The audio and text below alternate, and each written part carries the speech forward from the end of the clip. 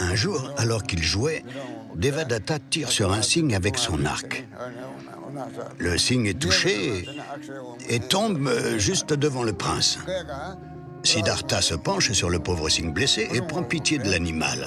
C'est encore un coup de Devadatta. Il fait toujours ce genre de méchanceté. Il n'aurait pas dû faire ça. Je vais soigner ce cygne. La flèche fit tomber le cygne. Siddhartha se précipita. Il prit soigneusement l'animal sur ses genoux. Il ôta la flèche en essuyant les plumes. Le cygne s'éloigne lentement au moment où Devadatta arrivait en courant pour prendre sa proie. Il vit que Siddhartha l'avait laissé partir. Furieux, Devadatta hurle que c'était sa proie. Il avait touché le cygne, donc il lui appartenait. Le cygne que tu as blessé n'existe plus. Je l'ai soigné, je lui ai donné une nouvelle vie. C'est un être différent de celui sur lequel tu as tiré. Donc tu n'as aucun droit sur lui, répondit Siddhartha. Comme aucun des deux ne voulait céder, ils allèrent demander justice au roi. Le roi donna raison à Siddhartha et blâma Devadatta.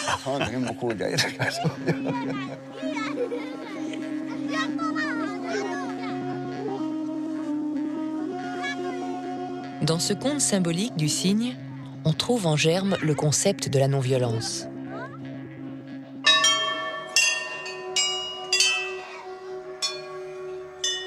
Mais cette parabole innocente cache probablement une réalité plus cruelle.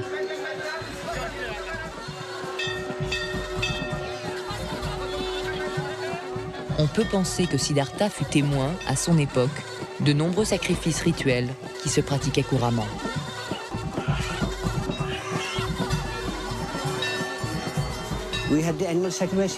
Nous avions des sacrifices rituels ici dans beaucoup de nos temples. Les temples de la déesse Parvati. Des animaux étaient sacrifiés. Et beaucoup de religieux et d'historiens ont affirmé que des humains étaient sacrifiés également au Népal. Le Seigneur Bouddha a dû penser que ce type de sacrifice était trop cruel.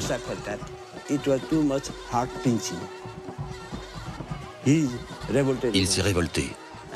Et c'est pour cela qu'il a prêché la non-violence. Refusant tous les sacrifices de tout être vivant.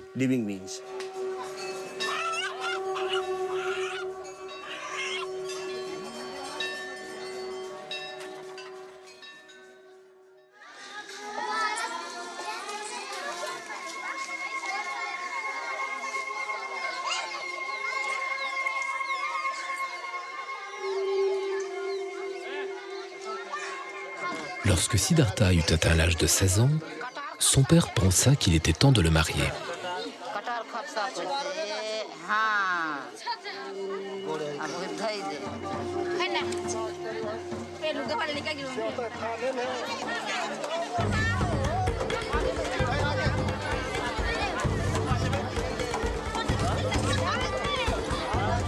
Le roi Suddhodana envoie alors ses hommes convoquer toutes les jeunes filles du royaume et des royaumes voisins pour être présentées au prince.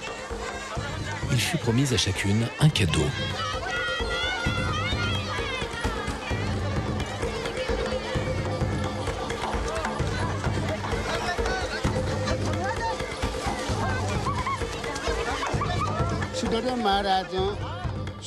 Le roi fit construire 3 palais.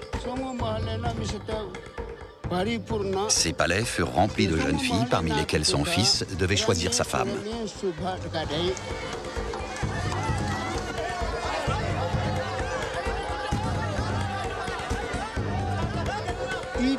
Dans chaque palais, il y avait 4000 jeunes filles. Siddhartha donna un cadeau à chacune des jeunes filles, mais aucune ne réussit à lui plaire.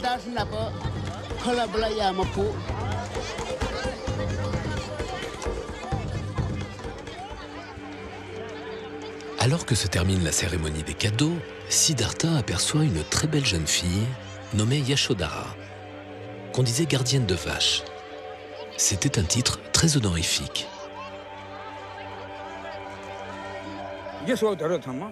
Yashodhara est la fille d'un roi nommé Dandapani. Yashodhara s'est dit « J'ai déjà des millions de bijoux, je n'ai pas besoin d'en avoir un de plus. » Donc elle n'est pas venue chercher le cadeau. Pas venue le chercher, à la fin, elle allait partir doucement. Siddhartha lui dit « Comme tu n'es pas venu chercher ton cadeau, maintenant je n'ai plus rien à te donner.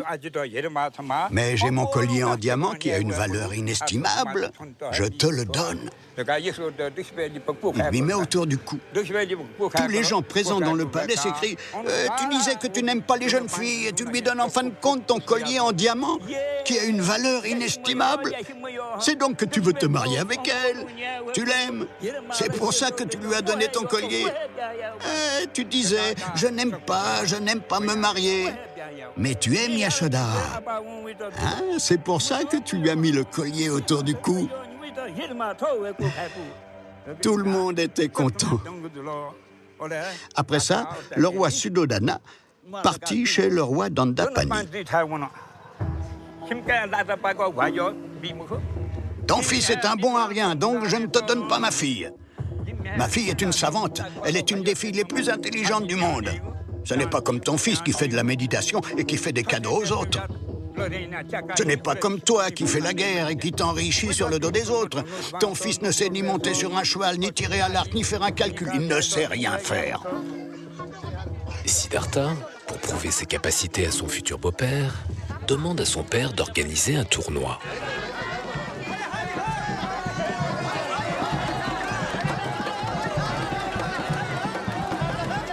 Le roi convoque alors les meilleurs archers, les meilleurs cavaliers et les plus grands savants pour qu'ils se mesurent tous à Siddhartha.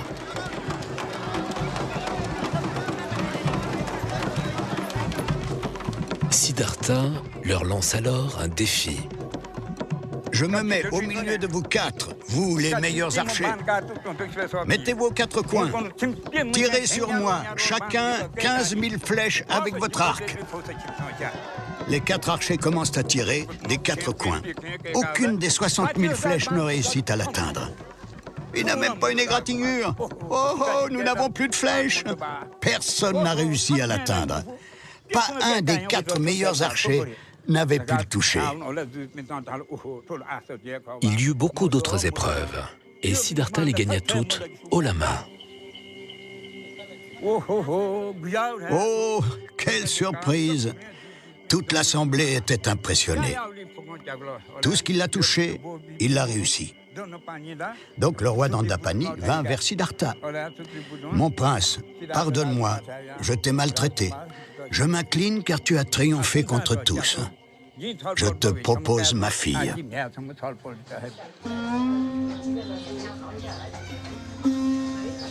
Siddhartha s'est-il marié par amour? Sur ce point, les avis diffèrent.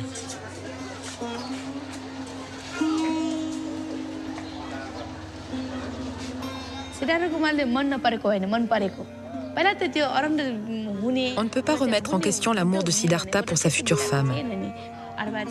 Il l'a aimée. Le mariage est une expérience. En considérant cette expérience nécessaire, il s'est marié. Ce n'est pas sans l'avoir aimé. C'est vrai, Siddhartha a toujours expérimenté les choses, où que ce soit, dans le but de pouvoir facilement les expliquer aux autres.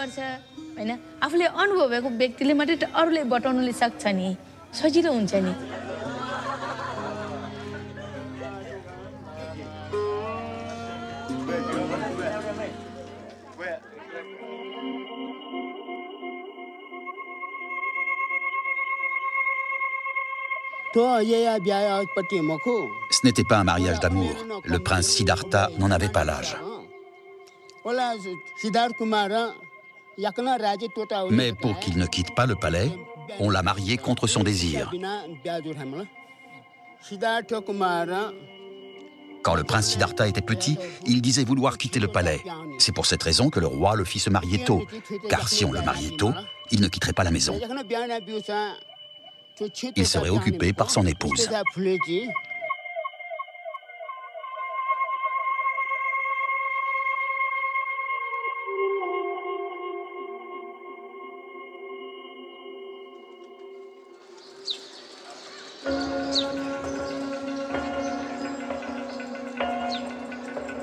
13 années passèrent, Siddhartha atteint l'âge de 29 ans.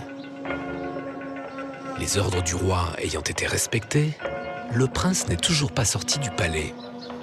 Il vit dans l'insouciance et les plaisirs, mais cette existence royale ne le satisfait pas. Se sentant prisonnier, Siddhartha demande à son père l'autorisation de sortir de l'enceinte. Malgré les prédictions du devin, le roi accepte.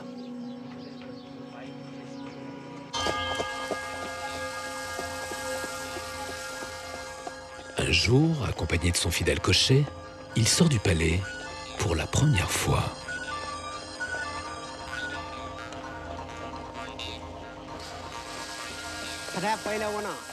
Alors que le prince s'avance sur la route, il voit soudain un homme malade, maigre, pâle et tremblant, qui murmurait des mots incohérents de désespoir. Le prince vit que cet homme était entre la vie et la mort.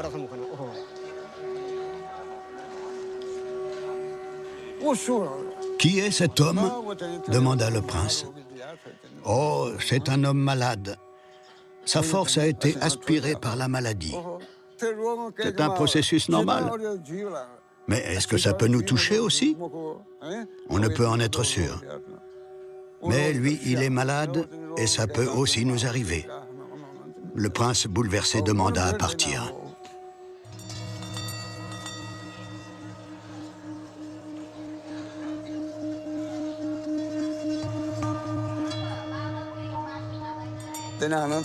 À la suite de cela, Siddhartha rencontra un vieil homme. Il n'avait quasiment plus de dents. Il chancelait et s'accrochait à sa canne.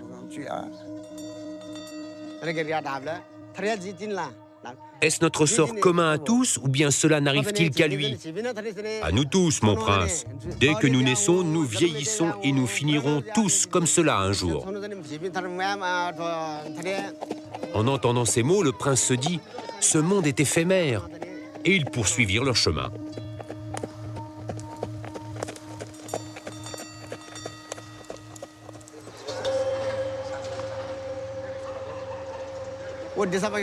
Plus loin sur la route, il voit un homme porté en procession par d'autres hommes. Siddhartha regarde de plus près, l'homme recouvert de fleurs jaunes est suivi par des gens qui pleurent.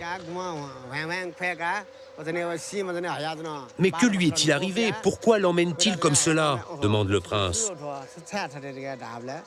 Cet homme est mort, il a perdu les sens et les qualités de la vie. Maintenant, il l'emmène pour les funérailles.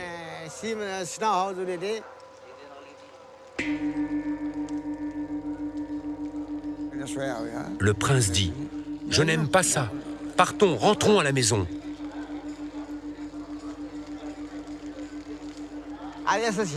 La mort est-elle réservée à ce seul homme ou sommes-nous tous sujets à cette fatalité? Demanda le prince. Bien sûr, nous mourrons tous. Nous n'avons aucune alternative. Dès notre naissance, la destruction est inévitable, qui que nous soyons.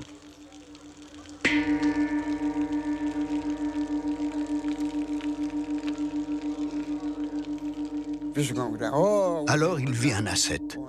Quand le prince vit ce moine qui portait une robe jaune, un bol de mendiant dans ses mains, soudain tout prit un sens nouveau et il décida d'adopter la même vie.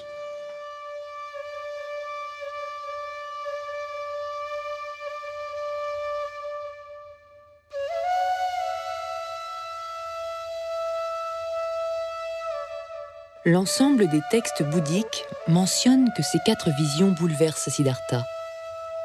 Il prend conscience de l'immensité de la souffrance humaine et de la futilité de l'existence royale. Dès lors, il n'aura de cesse de chercher une solution à la douleur de la condition humaine.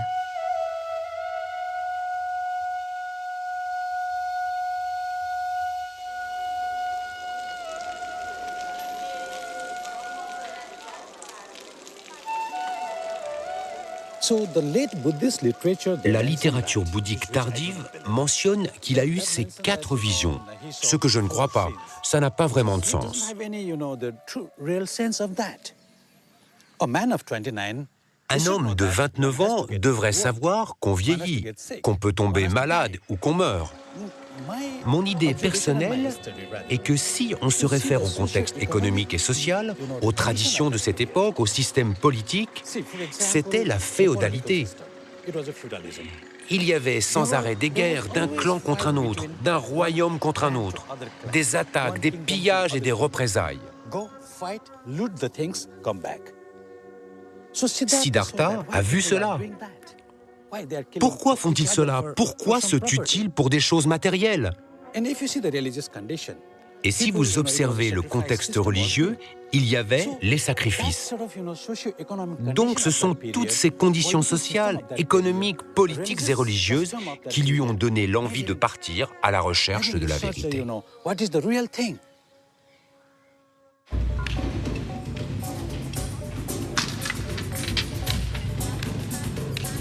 Manifestement, Siddhartha n'aimait pas la société dans laquelle il vivait. Il a aussi été choqué par le système des castes. Ce modèle de société est en pratique depuis quelques milliers d'années. C'est ce système qui fait qu'un intouchable, un sans caste, n'a pas le droit d'avoir le moindre contact physique, même minime, avec un membre d'une caste supérieure. Il est relégué aux métiers les plus vils. Les brahmanes, clés de voûte de ce système, sont les prêtres et astrologues officiels. Ils prédisent à la naissance d'un enfant quel sera son destin, son métier et qui sera son conjoint.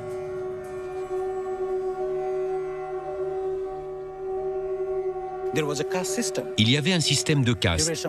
Il y avait un groupe nommé Brahman. Ils ne faisaient rien, mais ils avaient une vie merveilleuse. Siddhartha a probablement vu cela et s'est dit « Toutes les larmes sont salées, le sang est toujours rouge. Pourquoi certains sont des brahmanes et d'autres des intouchables ?» Il a pensé que tous les hommes étaient égaux.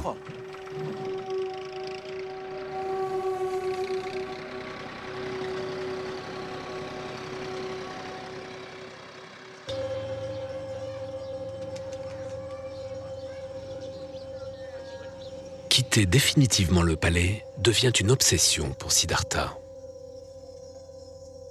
Mais il souhaite obtenir le consentement de son père.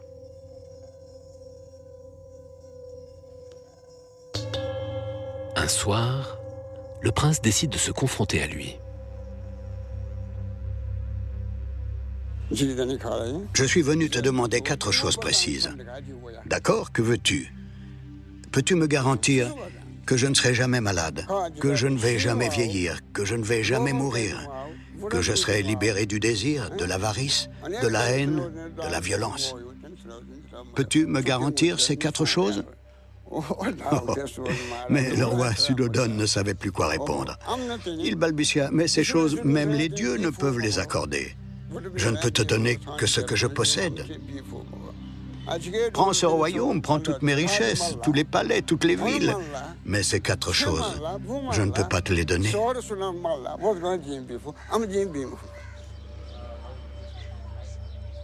Dans ce cas, laisse-moi partir chercher des réponses, dit le prince.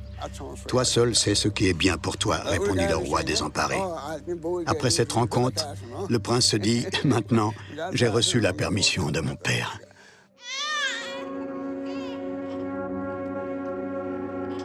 Un événement va précipiter sa décision. Après 13 années de mariage, Yashodhara donne à Siddhartha un fils.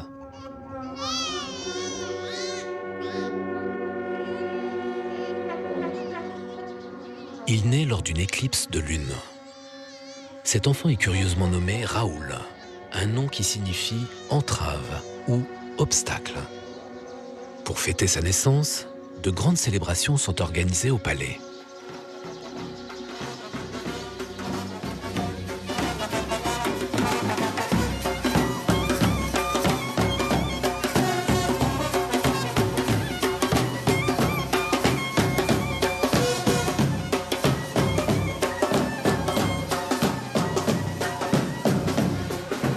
Alors qu'il pensait à fuir, il est devenu père. Oh, mon Dieu! Comme c'est un fils nommé Raoult, mon fils a le pouvoir de figer le soleil et la lune.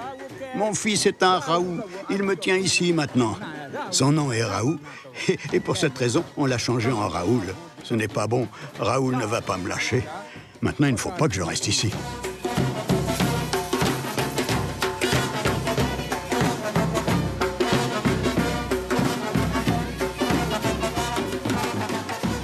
À la pleine lune, au mois de juillet, À minuit, alors qu'au palais la fête se termine, Siddhartha décide de s'en aller.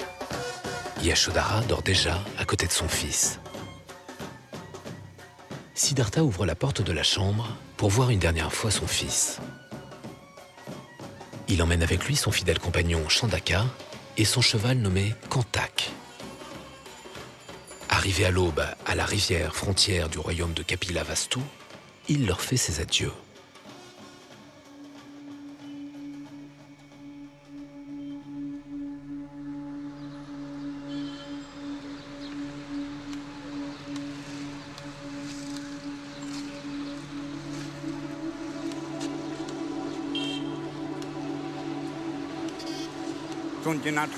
Siddhartha enleva ses vêtements et ses bijoux et les donna à son serviteur.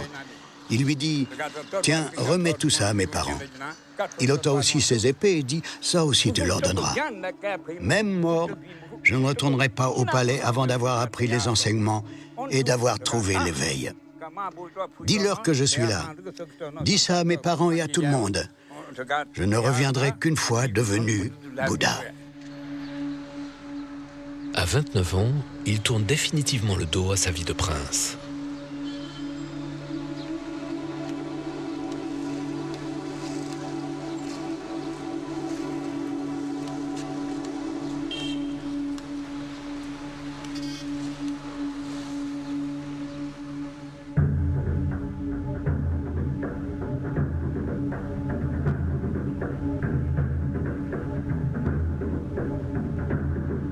Après avoir quitté le palais de son père, Siddhartha descend alors plus bas dans la vallée du Gange.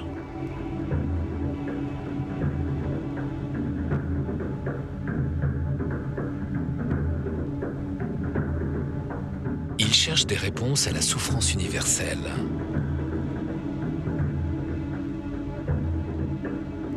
Il veut découvrir un remède à la douleur de la naissance, au mal-être, à la vieillesse, la maladie et la mort.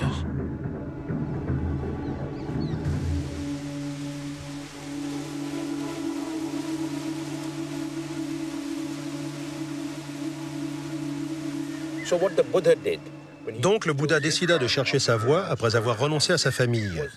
C'est une noble et ancienne tradition en Inde. Il a suivi la voie que prennent beaucoup de ceux qui cherchent l'éveil spirituel et mystique. Il renonce à sa famille et prend la route. Parce que c'est seulement sur la route que tu peux rencontrer des gens et que tu peux partager des expériences. En restant dans ton petit village, tu n'apprends pas grand-chose. Bien sûr, il y a beaucoup de voies, et chacun choisit la sienne propre. Certains suivent la voie en enfouissant la tête dans le sable, d'autres en restant debout sur une seule jambe, d'autres en se transperçant avec des couteaux, d'autres font des exercices de respiration, d'autres chantent.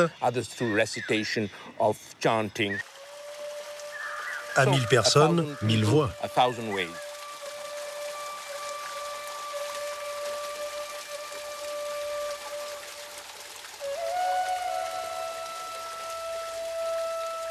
Siddhartha part à la recherche d'un maître religieux, un gourou, pour l'aider dans sa quête spirituelle.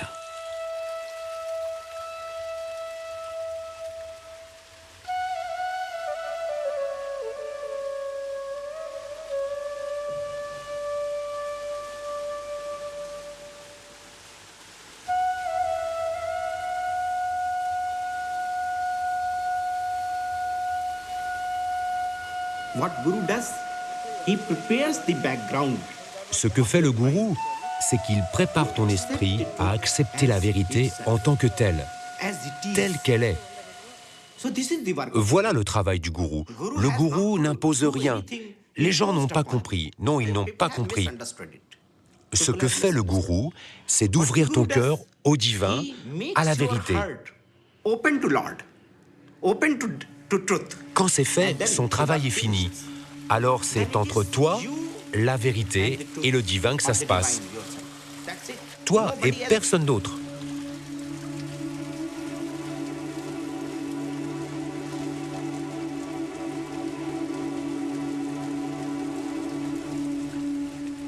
Au 5e siècle avant Jésus-Christ, dans cette région du monde se développaient de nouveaux courants de pensée en réaction à l'ordre religieux brahmanique dominant. De nombreux penseurs, certains athées, commençaient à réfuter ce système qui donnait la toute-puissance spirituelle et la richesse aux prêtres brahmanes. Ces nouveaux sages renonçaient à leur famille, leur richesse, pour partir à la recherche de l'éveil spirituel.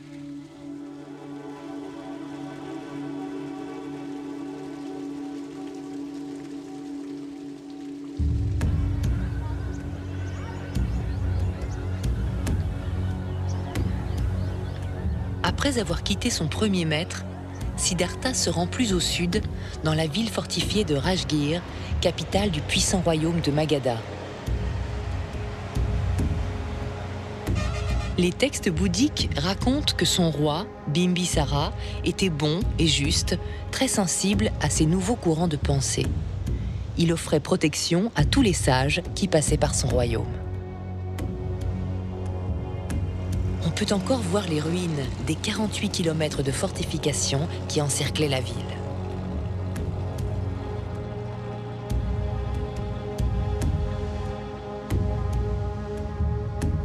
Siddhartha aimait méditer sur le pic du Vautour.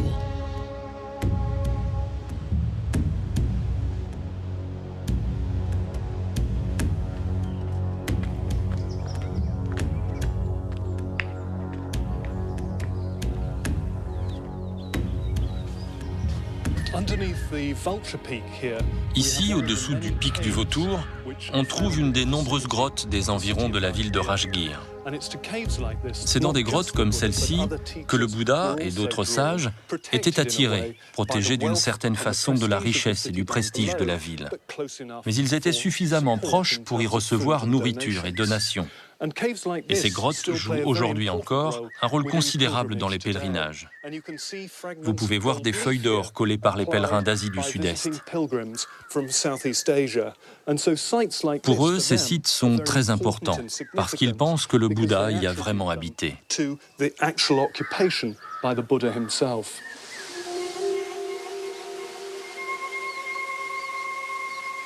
Les écritures bouddhiques mentionnent que Siddhartha a beaucoup impressionné le roi Bimbisara, qui lui offre sa protection.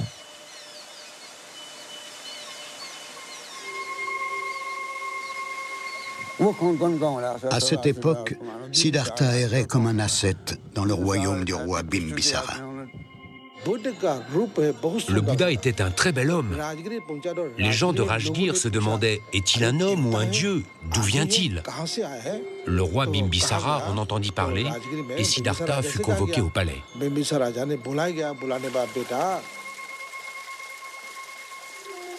Quand il le vit, le roi Bimbisara fut sidéré. On ne dirait pas qu'il a besoin de gagner sa vie en mendiant. Il était tellement noble qu'il se dit « Je n'ai qu'une seule fille. Ce serait magnifique si je pouvais persuader cet homme de l'épouser. »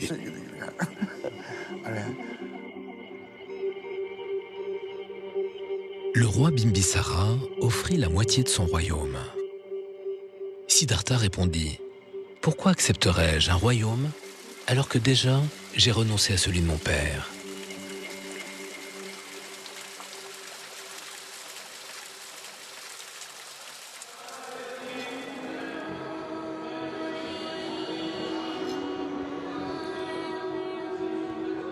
À la même époque se trouvait à Rajgir un maître célèbre, Mahavirajina, dont le nom signifie « grand chef conquérant ».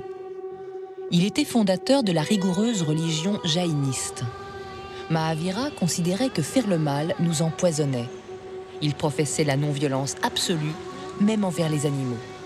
Il recommandait même à ses disciples de se masquer la bouche pour ne pas avaler d'insectes.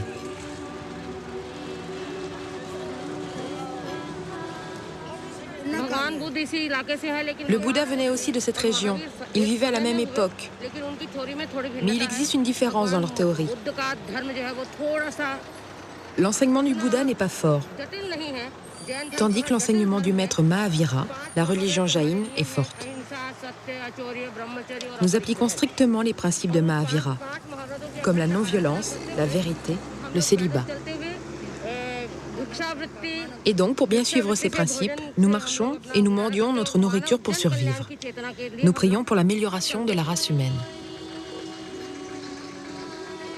Bien que séjournant tous deux à Rajgir à la même époque, on ne peut affirmer que le futur Bouddha ait rencontré Mahavira. Mais certains historiens jaïns pensent que Mahavira a eu une influence sur le jeune Siddhartha pendant sa période ascétique.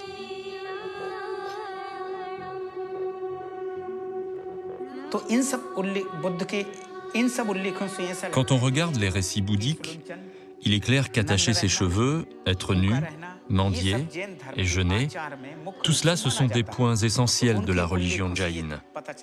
On peut en déduire que le Bouddha a d'abord embrassé la religion jaïne.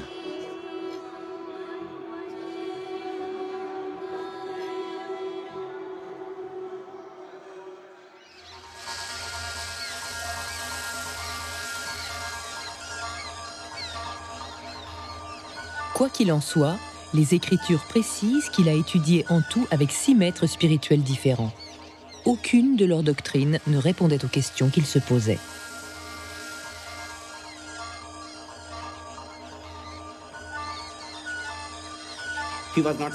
Il n'était pas vraiment satisfait par ses gourous, alors qu'il s'était adressé à tellement d'êtres éveillés qui lui avaient dit de faire des tas de choses pour se réaliser spirituellement.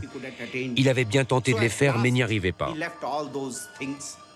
Aussi, il abandonna tout cela et il s'assit seul, ouvrant son cœur et son esprit pour découvrir en somme la vérité par lui-même.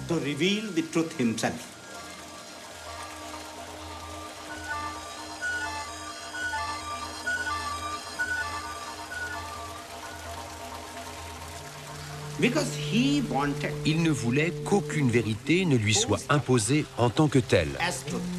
La vérité devait s'imposer par elle-même. Il a alors tout quitté.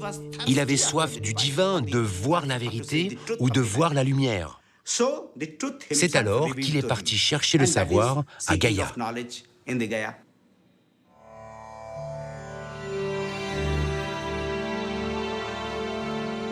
Poursuivant son voyage à la recherche de la vérité, il rencontre 5 compagnons. Il parcourt avec eux la vallée du Gange. La légende raconte que les paysans leur donnaient à manger. Afin de protéger leur méditation, ils répandaient des braises pour éloigner les serpents.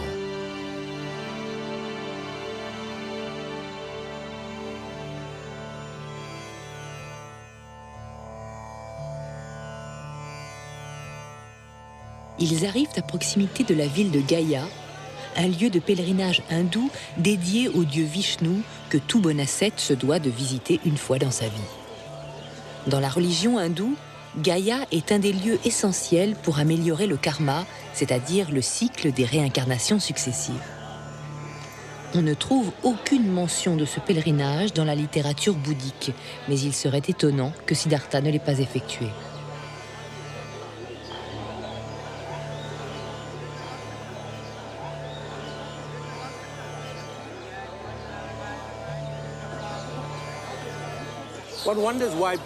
On peut se demander pourquoi le Bouddha est venu par ici après 6 ans de mendicité et d'ascèse.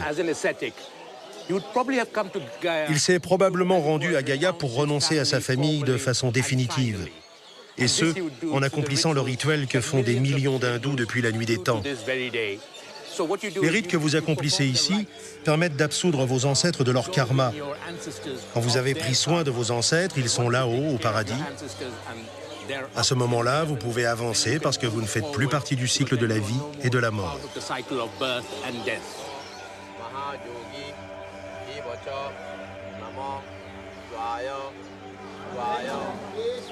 Beaucoup reprochaient aux brahmanes de justifier la souffrance en promettant le paradis dans une prochaine réincarnation. Les gens du peuple croyaient que s'ils souffraient dans leur vie, c'est parce que Dieu en avait décidé ainsi. Ils devaient expier les fautes de leur vie précédente.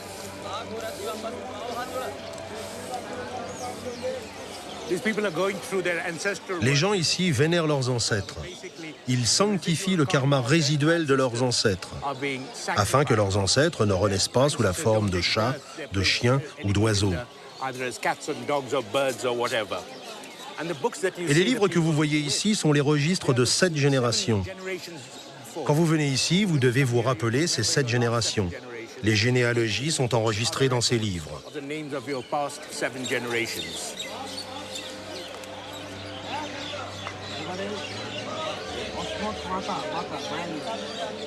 Les brahmanes géraient ce pèlerinage à l'époque de Siddhartha.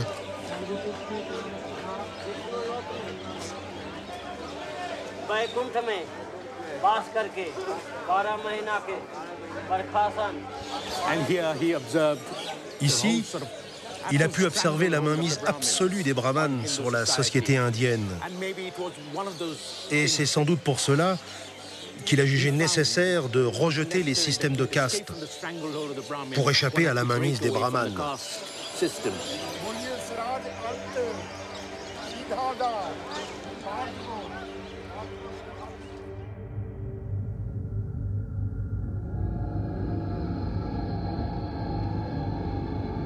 Les écritures bouddhiques précisent que c'est à cette époque qu'il abandonne toutes les religions traditionnelles.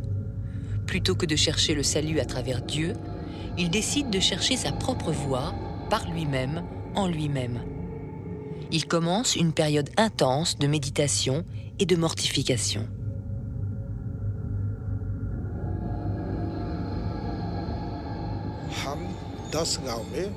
Il s'est dit en lui-même qu'il irait mendier dans 10 villages, puis mendier dans 5 villages, puis 2, puis un seul village.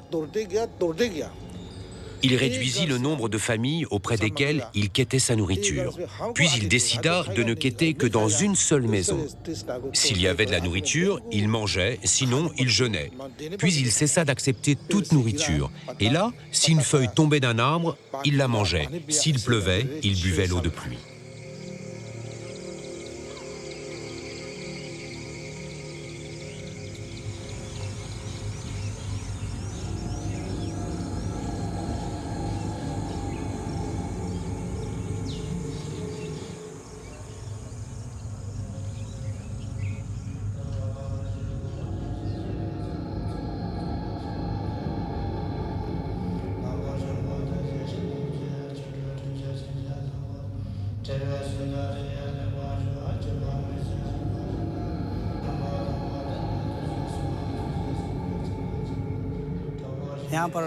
Dans cette grotte, Siddhartha a médité pendant très longtemps, sans boire, ni manger, ou presque.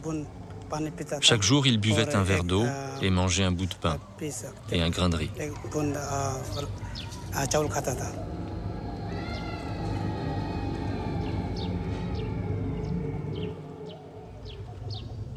Dans cette grotte, près de Gaya, des années d'austérité et de jeûne intense le conduisent au bord de la mort.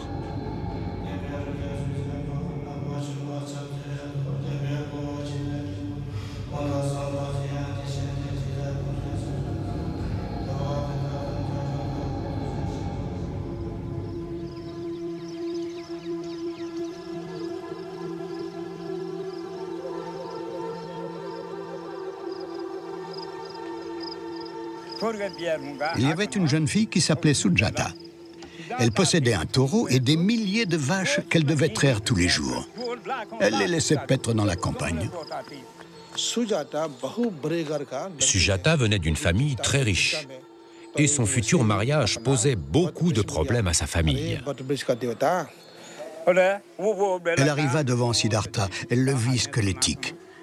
Elle pria en joignant les deux mains. « Monseigneur, je te demande pardon. Sans manger, tu vas mourir. Tu es devenu si maigre. Il faut manger. » Elle lui a demandé de prier afin qu'elle trouve un beau jeune homme pour l'épouser. Si elle en trouvait un bientôt, elle lui donnerait un gâteau de riz dans une assiette en or.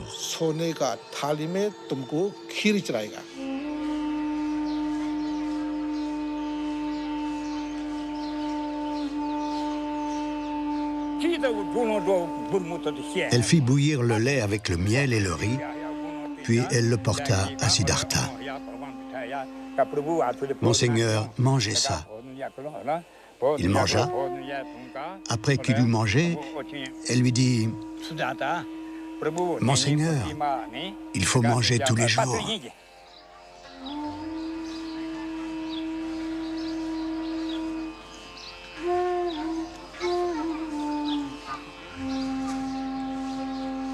Après avoir mangé, il réalise alors que le jeûne et la souffrance ne sont pas les meilleurs moyens pour obtenir le salut.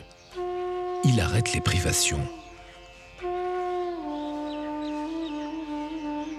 Pensant qu'il renonce à sa quête spirituelle, ses 5 compagnons l'abandonnent alors avec mépris, ne comprenant pas où Siddhartha veut en venir.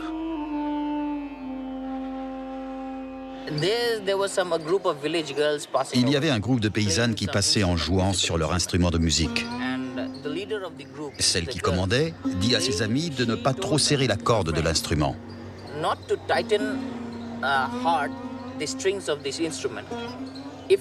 Si elle est trop tendue, elle casse. Et si elle est trop lâche, la musique ne sera pas bonne.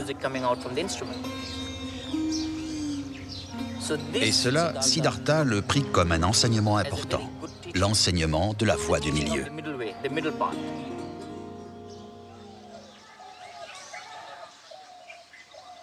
Cette parabole illustre comment, entre les plaisirs royaux qu'il avait connus et les privations extrêmes, Siddhartha décide de choisir la voie du juste milieu.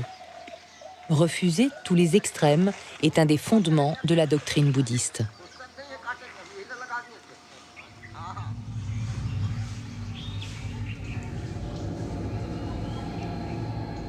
Le chemin de Siddhartha le mène à 5 km de Gaya. Là, il s'assied sous un arbre pendant des semaines pour méditer. Il utilise la technique de méditation qui consiste à se concentrer uniquement sur la respiration. Il cherche ainsi la solution ultime au mal-être, à ce qui rend l'homme malheureux, tous les types de souffrances, comme la naissance, l'éloignement de ce qu'on aime, la frustration, la maladie, la vieillesse et la mort.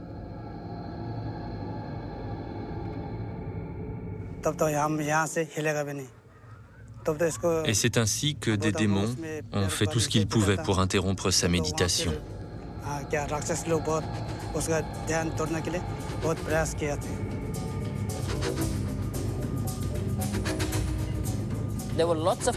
Il y a eu beaucoup de tentations. Dans les livres, elles sont attribuées à un démon nommé Mara. Les tentations de Mara et de ses filles.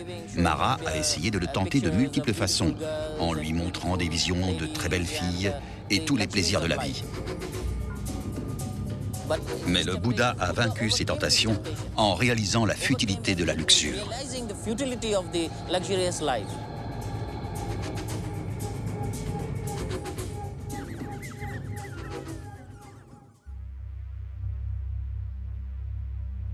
Les textes sacrés racontent qu'après 49 jours, durant une première veille, il quitte son corps. Il redécouvre ses vies antérieures, 1 vie, 2 vies, 100 vies, 1000 vies. Lors de la seconde veille, il comprend le cycle de l'existence, la loi de la cause et de l'effet, le mouvement du karma. La troisième veille, il détruit en lui les 4 poisons de l'esprit, le désir sensuel, l'attachement matériel, les faux concepts et l'ignorance. Et un soir de pleine lune, à l'âge de 35 ans, il atteint l'éveil, l'illumination, la connaissance suprême, le nirvana.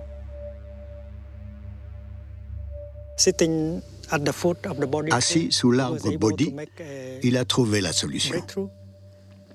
Il a été complètement libéré de la souffrance.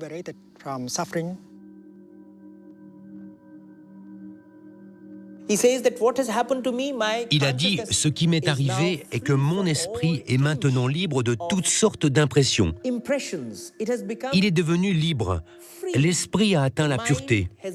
Donc, il est libéré de l'impureté et c'est l'impureté qui vous oblige à renaître de vie en vie. »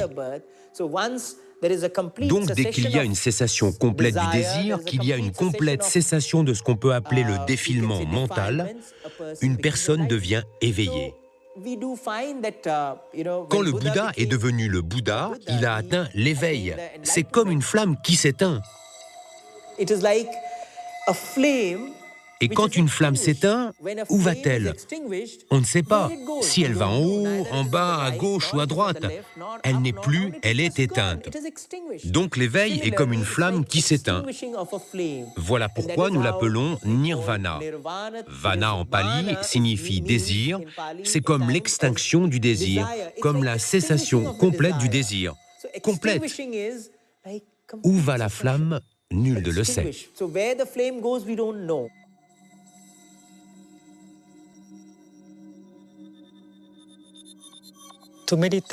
En méditant profondément, on découvre que même des idées comme être ou ne pas être, la naissance et la mort, venir et partir sont des fausses idées. Si nous sommes capables de nous dégager de nos perceptions erronées, alors nous sommes libérés des maux et des souffrances qui proviennent toujours de ces fausses perceptions. C'est pourquoi des idées comme naître, mourir, venir, partir, être ou ne pas être devraient être effacées grâce à la pratique profonde. Et quand vous arrivez à éliminer ces notions, vous êtes libre et vous n'éprouvez plus de peur. Et ne pas avoir peur est la base du véritable bonheur.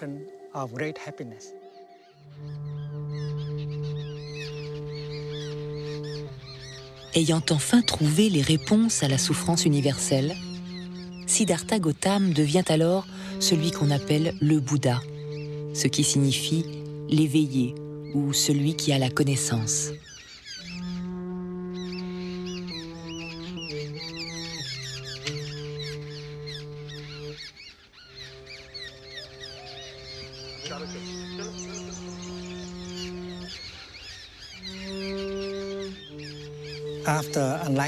Après l'éveil, le Bouddha a passé plusieurs jours au pied de l'arbre Bodhi pour apprécier son bonheur, son éveil.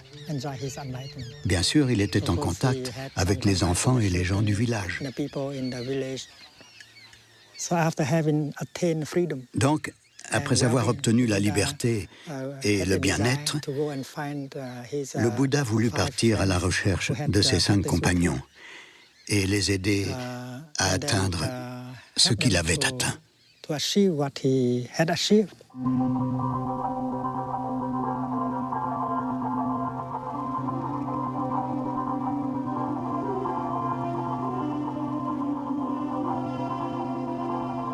Après son illumination, le Bouddha décide de partager ce qu'il a découvert.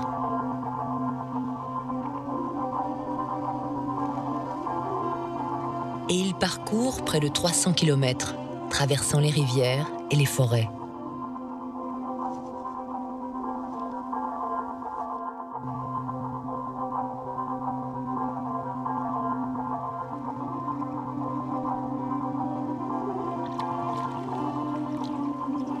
Il arrive alors à la ville sacrée de Kashi, qu'on appelle aujourd'hui Bénarès ou Varanasi.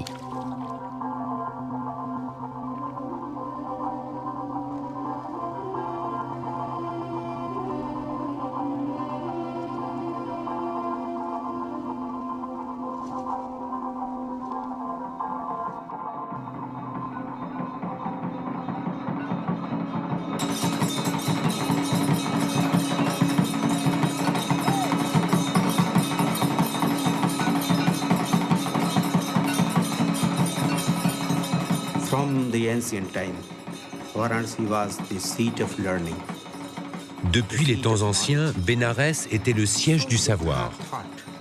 Donc Bouddha se dit, c'est là que je pourrais trouver de véritables moines, de véritables chercheurs qui aient soif du divin ou de la vérité.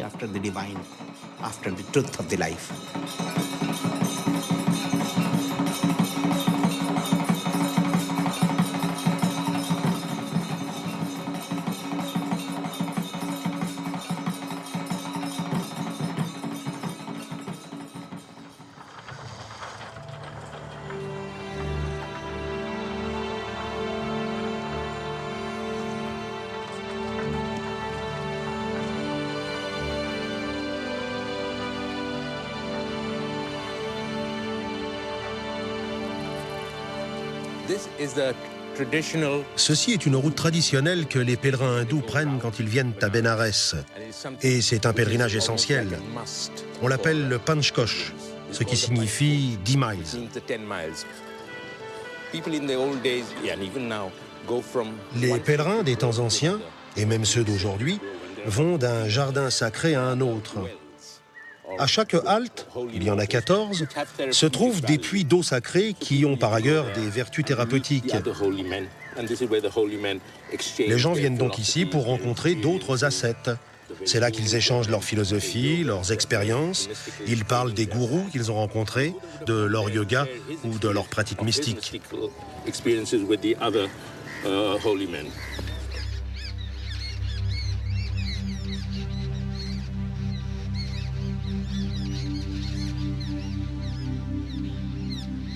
Le Bouddha emprunte le chemin des pèlerins à la recherche de ses compagnons. Il se dirige alors vers le parc des gazelles de Sarnath, à quelques kilomètres de Bénarès.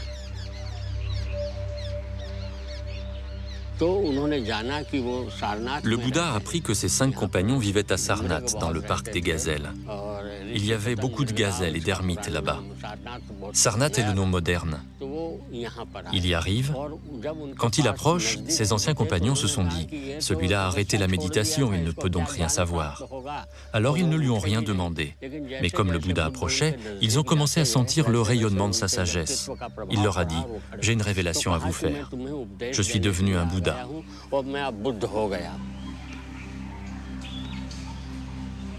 Et ce soir-là, le Bouddha prêche son premier sermon. Il énonce à ses compagnons 4 nobles vérités qui deviendront la base du bouddhisme.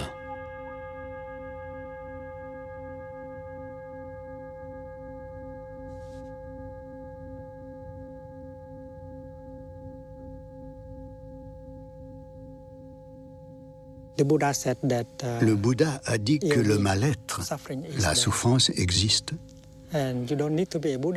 Et vous n'avez pas besoin d'être bouddhiste pour accepter ça, parce que les gens souffrent un peu partout.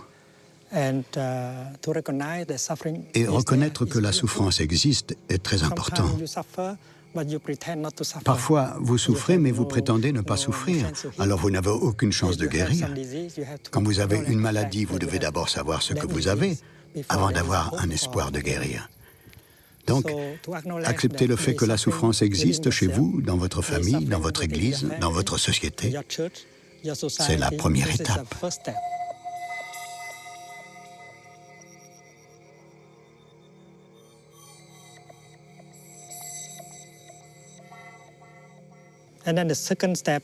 La deuxième étape est de chercher la deuxième noble vérité.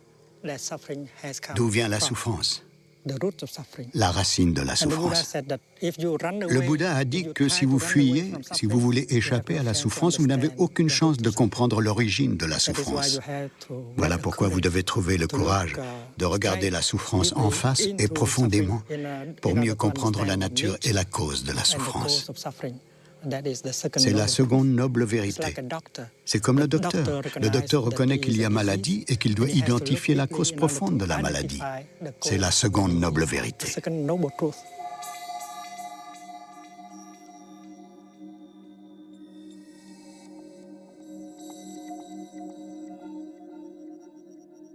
Le docteur dit, bon, cette maladie peut être guérie.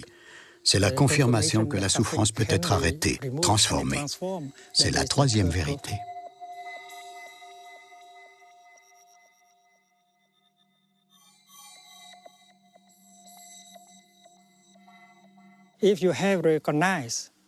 Si vous avez reconnu la cause, la racine de votre souffrance, alors vous voyez quel type de pratique, quel chemin peut vous sortir de cette situation de souffrance. C'est la quatrième noble vérité.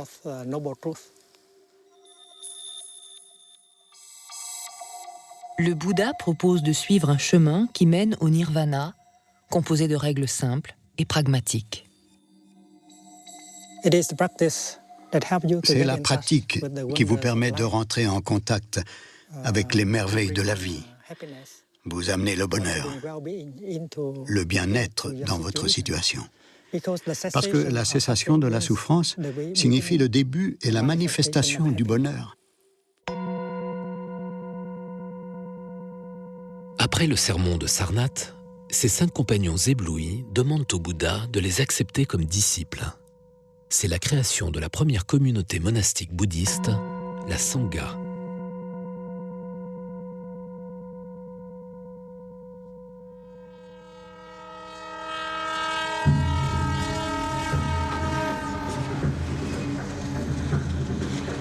Dès lors, le Bouddha parcourt l'Inde du Nord en tous sens sur un immense territoire. Il enseigne le Dharma, la loi du Bouddha, à tous ceux qui sont prêts à l'entendre. Qu'ils soient hommes, femmes, rois ou paysans, brahmanes ou hors caste, riches ou pauvres, ascètes ou brigands, il ne fait aucune distinction entre eux. Le Bouddha explique qu'avec une pratique juste, chaque être humain peut atteindre le nirvana. C'est un message révolutionnaire pour l'époque.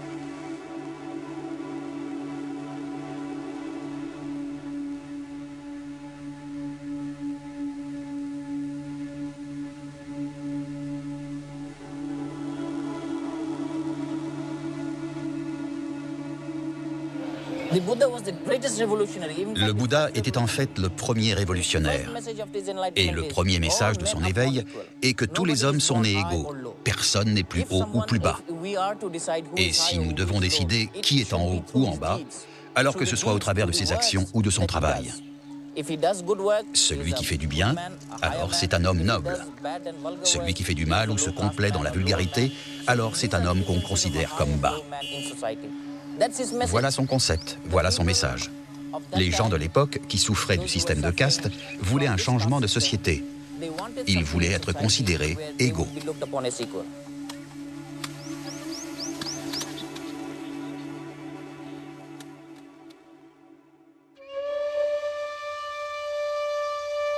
Le Bouddha enseigne ainsi des concepts aussi complexes que l'impermanence, la vacuité, le non-soi, sous forme de préceptes et de petits contes que tous peuvent comprendre. Son fidèle disciple, Ananda, les mémorise et les répète. À une époque où l'écriture était peu répandue, la pensée du Bouddha nous est parvenue par la tradition orale. Contrairement au brahmane, il utilisait un langage accessible à tous.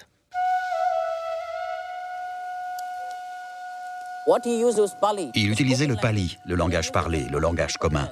Son but était de communiquer directement avec les gens du peuple. Il voulait parler directement aux plus basses classes de la société.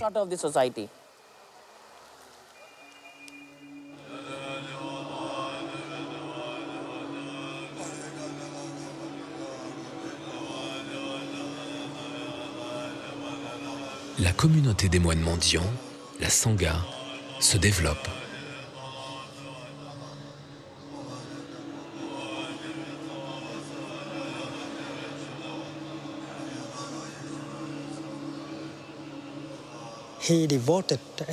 Il a passé beaucoup de temps à construire la Sangha. La Sangha pour le Bouddha est comme un instrument pour un musicien. Sans votre instrument, vous ne pouvez jouer de musique. Et voilà pourquoi la Sangha peut être considérée comme le chef-d'œuvre du Bouddha. Parce qu'une bonne Sangha a le pouvoir merveilleux d'être le refuge pour soigner et transformer beaucoup de gens.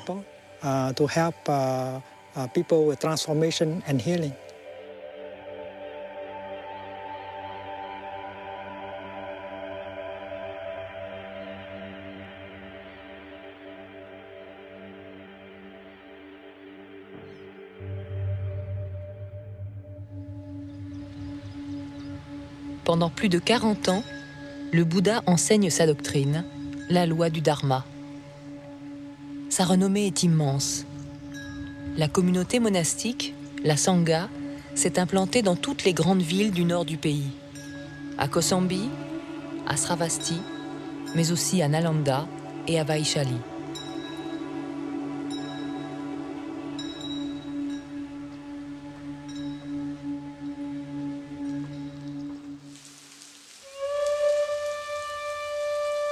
Quand il atteint l'âge de 80 ans, durant la retraite de la saison des pluies dans la ville de Vaishali, le Bouddha tombe malade. Il énonce alors son enseignement ultime pour comprendre le bouddhisme, le sermon sur le nirvana.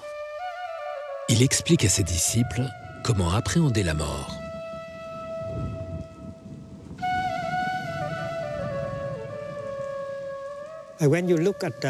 Quand vous regardez un nuage, vous vous dites « ce nuage existe ». Plus tard, quand ce nuage se transforme en pluie, vous ne voyez plus le nuage et vous vous dites « le nuage n'est plus là ». Et vous décrivez le nuage comme non existant. Mais si vous regardez bien, vous pouvez voir le nuage dans la pluie. Et c'est comme cela qu'un nuage ne peut pas mourir. Le nuage devient pluie, neige ou glace, mais le nuage ne devient pas rien. Voilà comment la notion de mort ne peut pas s'appliquer à la réalité. Il y a transformation, il y a continuation. Vous ne pouvez pas dire qu'il y a mort. Parce que dans votre esprit, la mort signifie que soudain de quelque chose, vous devenez rien. Soudain de quelqu'un, vous devenez personne. Et voilà pourquoi la notion de mort ne s'applique pas à la réalité, que ce soit pour un nuage ou pour un être humain.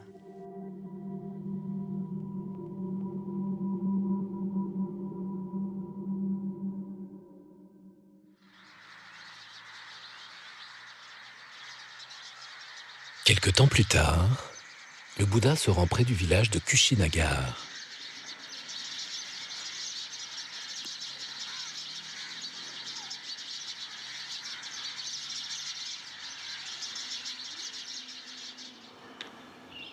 Cette nuit-là, il est pris de violents maux de ventre. Il sent la mort approcher. Il convoque alors son plus proche disciple, Ananda, pour lui dicter ses dernières volontés.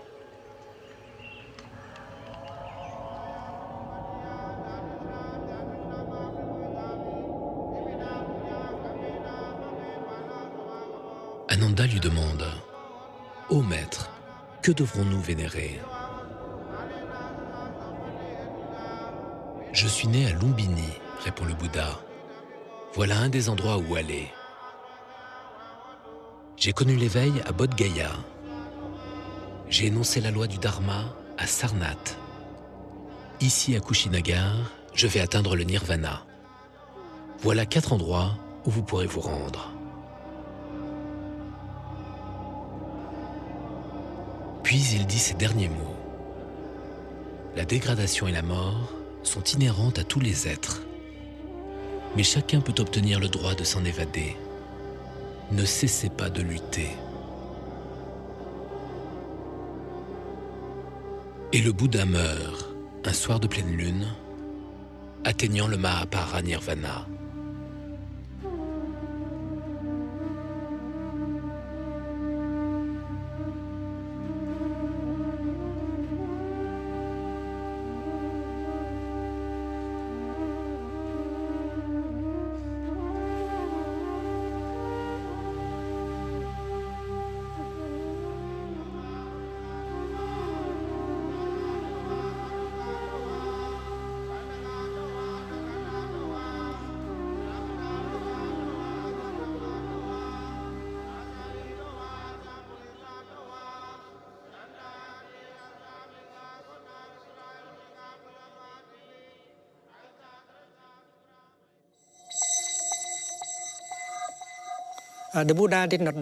Le Bouddha n'est pas mort. Il est toujours là par la Sangha et la loi du Dharma. Bouddha est présent ici et maintenant. Chacun d'entre nous peut devenir un Bouddha. C'est ce que le Bouddha a dit, que nous soyons hommes ou femmes, noirs ou blancs, marrons ou rouges, nous pouvons tous trouver l'éveil. Voilà comment chacun d'entre nous peut être la continuation du Bouddha. Quand vous savez cela, vous n'avez plus peur. Et quand vous n'avez plus peur, quand vous avez cette sagesse, vous devenez surnaturel. Vous n'êtes plus immortel.